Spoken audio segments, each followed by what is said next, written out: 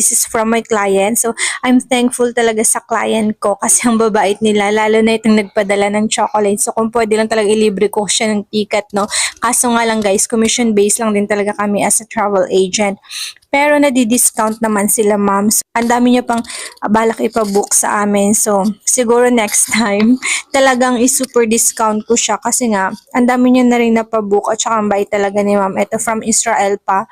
And then, thank you so much sa pagpadala niya po ng maraming chocolates. Hindi ko po ina-expect na ganito kadami. So, akala ko lang talaga is yung small box lang po ng LBC kasi nakaka-claim ako before gawa nga ng mga sa beauty products. Pero, eto talaga guys, nagulat ako. Sabi ko dun kanina, hala, ang laki pala. Ayan, ang daming laman.